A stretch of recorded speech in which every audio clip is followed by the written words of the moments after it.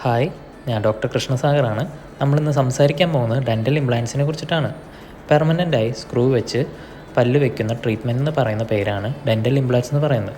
അതായത് നമ്മുടെ എല്ലിനുള്ളിൽ ഒരു ഹോൾ ഉണ്ടാക്കി ടൈറ്റാനിയം സ്ക്രൂസ് നമ്മളുടെ ബോണിൻ്റെ ഉള്ളിലേക്ക് ഡ്രില്ല് ചെയ്ത് പതുക്കെ ടൈറ്റ് ചെയ്ത് ഒരു 3 months വെയിറ്റ് ചെയ്തതിന് ശേഷം വയ്ക്കുന്ന ട്രീറ്റ്മെൻറ്റാണ് ഇംപ്ലാൻസ് എന്ന് പറയുന്നത്. പൊതുവെ എല്ലാവർക്കും ഉള്ളൊരു സംശയമാണ് ഡെൻ്റൽ ഇംപ്ലാൻസ് വയ്ക്കുമ്പോൾ വേദന ഉണ്ടാകുമോ എന്നുള്ളത്. നമ്മൾ പൊതുവെ ഫിൽ ചെയ്യുമ്പോൾ നമുക്ക് തോന്നുന്ന പെയിനും അല്ലെങ്കിൽ സെൻസിറ്റിവിറ്റിയും നമ്മുടെ പല്ലിലുള്ള ഞരമ്പ് മൂലമാണ്. പക്ഷേ ഇംപ്ലാൻസ് വയ്ക്കുമ്പോൾ ഞരമ്പിൻ്റെ സാന്നിധ്യം കുറവായതിനാൽ നമുക്ക് വേദന ഉണ്ടാകില്ല.